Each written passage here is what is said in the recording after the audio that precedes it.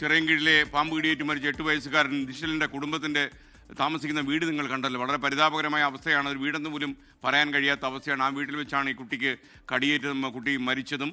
അപ്പോൾ പ്രേക്ഷകരാരെങ്കിലും മുന്നോട്ട് വരുമെന്ന് കരുതി ഞാൻ പറഞ്ഞു, പക്ഷേ ആരും വന്നില്ല. എനിക്കറിയാം പ്രേക്ഷകർ വരാൻ സമയമായി വരുന്നേ ഉള്ളൂ. എന്തായാലും നമ്മൾ അവർക്കൊരു വീട് വെച്ച് കൊടുക്കാൻ തയ്യാറാവുകയാണ്. ഈ കുടുംബത്തിന് എത്രയും വേഗം അടച്ചുറപ്പുള്ളൊരു വീട് നമ്മൾ ഉറപ്പുവരുത്തും.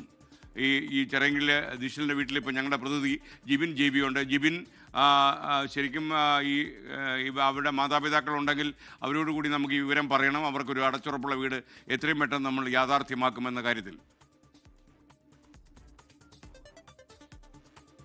തന്നെയാണ് SKN. കാരണം എന്നോടൊപ്പം ഇപ്പോൾ മരിച്ച 8 വയസ്സുകാരൻ്റെ അച്ഛൻ കൂടി ചേരുന്നുണ്ട്. SKN പറഞ്ഞ കാര്യം ഞാൻ ഇപ്പോൾ വീട്ടിലെ അച്ഛനെ തന്നെ അറിയിക്കാം. ചേട്ടാ, SKN ആണ്. ശ്രീധരൻ സാർ ഒരു വാക്ക് പറഞ്ഞിട്ടുണ്ട്. 24 നിങ്ങൾക്കൊരു വീട് വെച്ച് തരാമെന്നുള്ളൊരു വാക്ക് കൂടി ഇപ്പോൾ 24 അറിയിച്ചിട്ടുണ്ട്. കാരണം നിങ്ങളുടെ ഈ വീടിൻ്റെ കെട്ടുറപ്പില്ലാത്ത വീടിൻ്റെ അവസ്ഥയൊക്കെ എല്ലാവരും കണ്ടതാണ്. അതിൻ്റെ അടിസ്ഥാനത്തിലാണ്. കാരണം കഴിഞ്ഞ ദിവസം ചേട്ടൻ ഈ മരണവുമായി ബന്ധപ്പെട്ട് ആദ്യം സംസാരിച്ചപ്പോഴും പറഞ്ഞതാണ്, ഈ വീട്ടിൽ പാമ്പുണ്ടോ എന്ന് ഞാൻ ചോദിച്ചപ്പോൾ ചേട്ടൻ ആദ്യം പറഞ്ഞ പ്രതികരണം എന്ന് പറയുന്നത് അടച്ചുറപ്പില്ലാത്ത ഒരു വീടെന്നാണ്.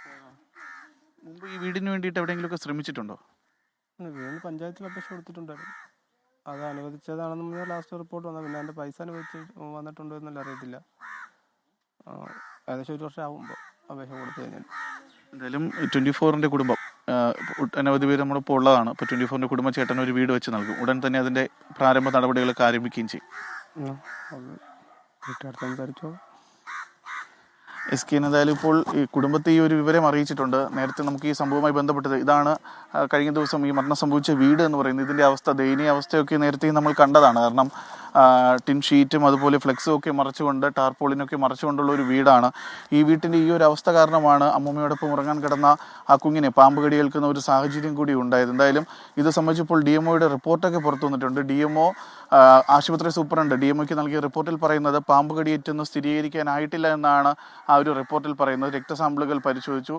പക്ഷേ ഈ കുടുംബം ഇപ്പോഴും നിലവിൽ ഉറച്ചു പറയുന്ന ഒരു ആരോപണമുണ്ട്. അതായത് ഈ കുഞ്ഞിനെ ആശുപത്രിയിലേക്ക് എത്തിക്കുന്ന സമയത്ത് കുഞ്ഞിന് ആരോഗ്യപരമായ വലിയ പ്രശ്നങ്ങളില്ലായിരുന്നു. പക്ഷേ ഈ ആശുപത്രിയിലെത്തി പ്രാഥമിക ചികിത്സ പോലും അവിടെ ലഭിച്ചില്ല. പ്രത്യേകിച്ച് ഈ സൂപ്രണ്ട് DMOയ്ക്ക് നൽകിയ റിപ്പോർട്ടിലും കൃത്യമായി പറയുന്നുണ്ട് ആശുപത്രിയിൽ ആൻറ്റി സ്നേക്ക് വെനമിൻ്റെ സ്റ്റോക്ക് ഉണ്ടായിരുന്നു എന്നാണ്. പക്ഷേ ഈ ആൻറ്റിവെനം കുഞ്ഞിന് കൃത്യമായ സമയത്ത് നൽകിയിരുന്നുവെങ്കിൽ ഈ ഒരു മരണം പോലും സംഭവിക്കുന്നതായിരുന്ന ഒരു കാര്യത്തിലാണ് ഇപ്പോൾ കുടുംബം ഉറച്ചു വിശ്വസിക്കുകയും ചെയ്യുന്നത്. SKN. ഓക്കെ, എന്തായാലും ജിബിൻ JB ആണ് ചിറയൻകീഴിലെ ദിശലിൻ്റെ വീട്ടിൽ നിന്ന് നമുക്കൊപ്പം ചേർന്നത്. ഈ കുട്ടിയാണ് പാമ്പ് കടിയേറ്റ് മരിച്ചത്. അടച്ചുറപ്പില്ലാത്ത ഒരു വീട്ടിലായിരുന്നു. അവർക്ക് 24 എത്രയും പെട്ടെന്ന് ഒരു വീട് നിർമ്മിച്ച് നൽകും. മറ്റൊരു വാർത്തയിലേക്ക്.